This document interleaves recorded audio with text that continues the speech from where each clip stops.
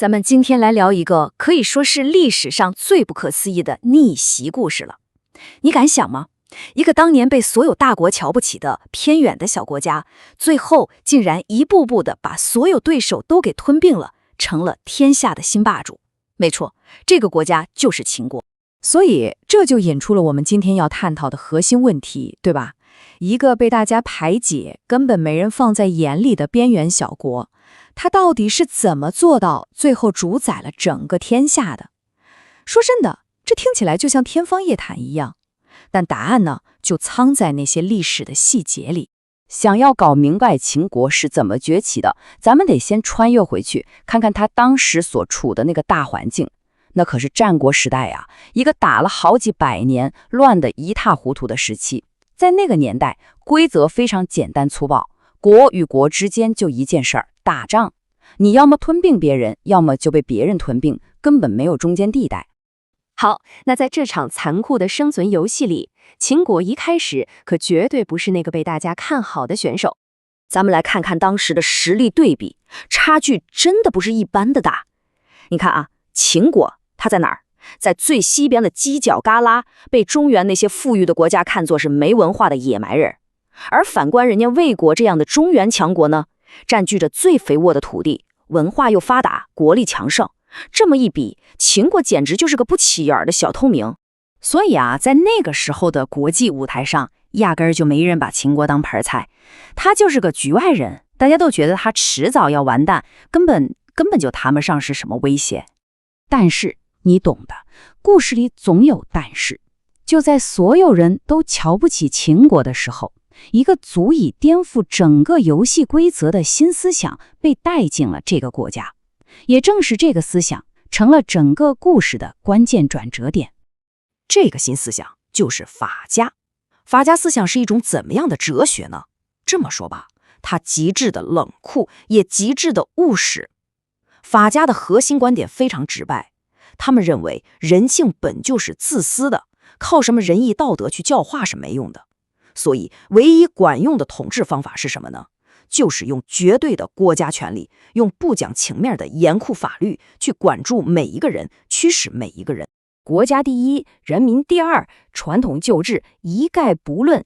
这句话可以说是完美的概括了法家思想有多么颠覆。你想想看，这句话意味着什么？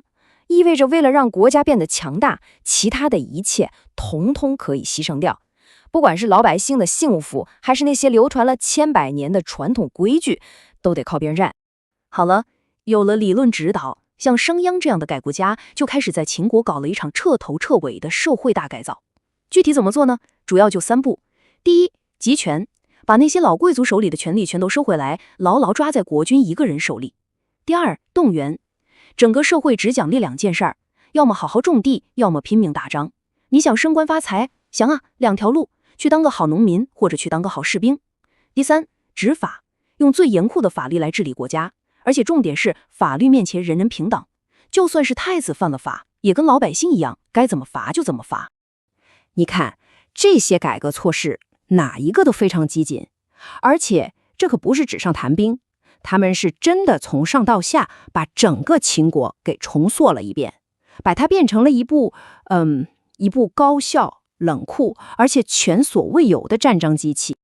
你可以这么想象，改革之后的秦国就像一个运转的极其精密的有机体，它的每一个细胞，也就是它的每一个国民，都只为了2个最终目标服务：要么拼命的生产粮食，要么高效的去打战征服。那效果怎么样呢？简直是立竿见影。新政策推行之后，秦国的粮食产量竟然增长了超过3倍，3倍啊！这意味着什么？这意味着秦国有了堆积如山的粮食，而粮食在那个年代就是战争的燃料。这一下子就为他们后来的军事行动打下了最坚实的物质基础。那么问题来了，这么多粮食能干嘛用？答案非常直接，养兵。养一支多大的军队呢？一支人数达到100万的超级军队。要知道，在那个时候，这绝对是全世界规模最大、后勤保障最牛的武装力量，没有之一。当然了，这支军队的可怕还远远不只是人多，你想想看，在这里，你想往上爬，看的不是你爹是谁，而是你在战场上能砍下多少敌人的脑袋。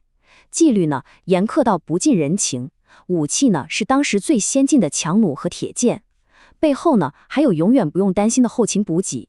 所以说，这已经不单单是一支军队了，它就是一部为了杀戮和征服而专门打造出来的机器。唉，当这部恐怖的战争机器被彻底打造完成之后，它就被放出了笼子，扑向了那些曾经瞧不起它的中原六国。秦国横扫天下的速度快到让人瞠目结舌。你看这个时间线啊，从公元前230年开始，短短10年里，韩国、赵国、魏国、楚国、燕国、齐国这6个曾经不可一世的强国，一个接一个的倒下了。这根本不是一场混战，而是一场计划周密、执行高效、速度惊人的系统性征服。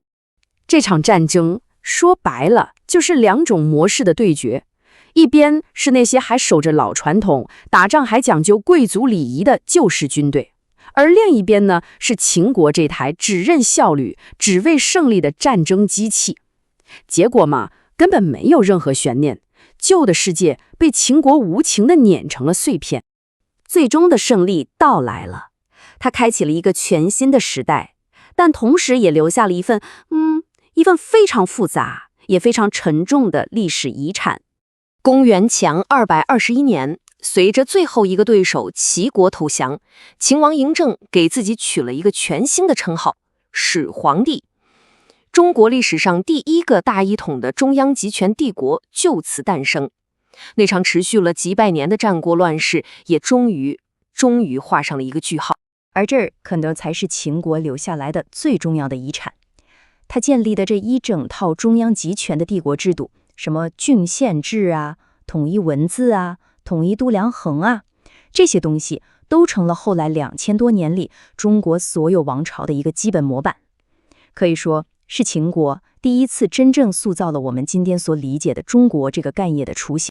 然而，我们必须看到，这份伟大的遗产背后是无比沉重的代价。